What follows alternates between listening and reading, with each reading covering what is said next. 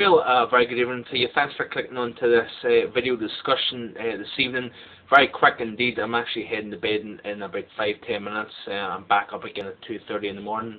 Oh, you have to feel sorry for me now, especially on Christmas Eve as well. If you're having a relaxing and a long lie tomorrow, then you have to feel sorry for me. Having to get out in the wind and the rain. In fact, it actually shouldn't be too bad. This morning I got soaked.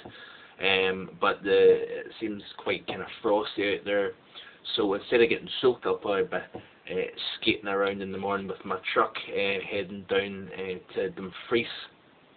Anyway, more to the point, we're going to have a quick look at the pattern over the northern hemisphere at the moment, and unfortunately at the moment I'm not seeing anything too significant in regards to a large scale hemisphere-wide change, but there is subtle hints there of something developing. There's some models are suggesting a flip to a more neutral, at least neutral North Atlantic oscillation anyway. We really want to start to see that dropping down, because even when it does drop down, you know, if you get the Arctic oscillation, you lose the strength and intensity of the polar vortex over the pole, and it starts to split up as you warm the stratosphere, and that is really crucial. That is what really is the key to producing widespread cold down more at the mid latitudes as opposed to the high latitudes. It's all bottled up over the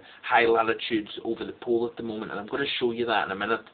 But we're wanting to see those changes. They're not changing dramatically at the moment, and when they do so, it is a process that takes good 2 to 3 weeks ahead of time. So don't expect a change over the next week or so. It's not going to happen that quick in order to see the big change. I do believe I'm remaining optimistic, even though there's been things that haven't played out as planned. I've simply not seen that flip to a negative North Atlantic oscillation. That's what I was rooting on for my forecast to show up the way I was hoping it to, and it hasn't materialized, unfortunately. But I remain optimistic that we are going to see a colder period, you know, later in January, and I'll have more details on that in my January, February and March forecast that I'll be released on Christmas Day. So if you can get away from the dinner table or the TV to check that out, I encourage you to do that. I appreciate you want to relax a bit as well with friends and family, and certainly I'll be doing that. But I'm going to do a bit of work on that forecast in the morning time on Christmas Day, have that released for you, and then I'll be able to relax myself.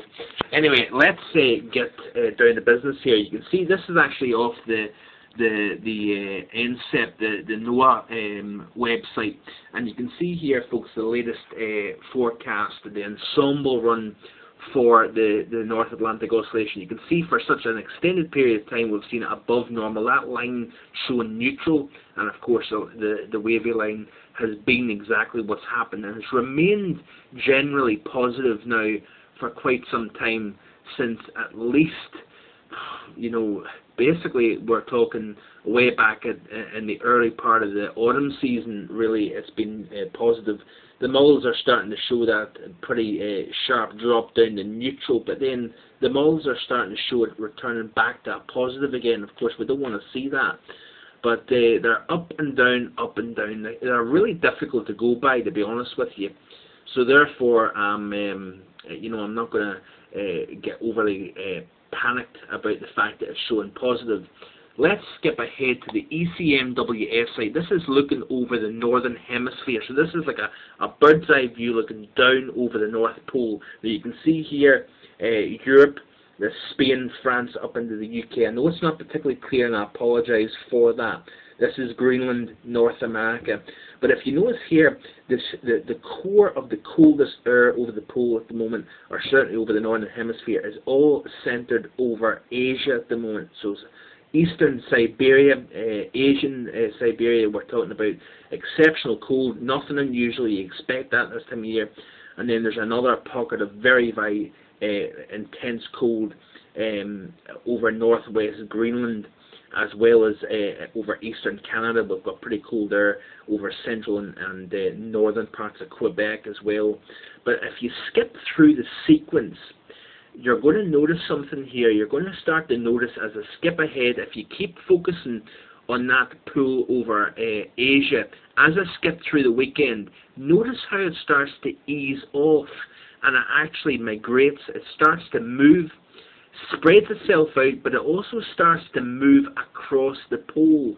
So it's went from here, starting to bleed over eastwards across the pole, and actually as you skip ahead to about Friday, so that next Friday, notice how the cold is now centered over the pole, or just on this side of the pole, ever so little, over northern Greenland as well. So all that cold there has drained from this part of the northern hemisphere, crossed over the pole. It almost looked like a cross-polar flow was seen, but because of the strongly positive Arctic oscillation, all this cold air is not draining southwards. So therefore we're seeing North America, Europe, and parts of Asia as well remaining very zonally flow. The flow is very zonal. There's none of this cold air trying to get southwards. It's all bottled up, like I say, over the pole. And looking ahead, by next Sunday, you can see actually all the cold drained, most of that core drained away from Asia and over this side of the pole. Is that meaning anything? Well, it might actually suggest that we've got a stratospheric warming event locally over Asia, so it's then pushing that cold away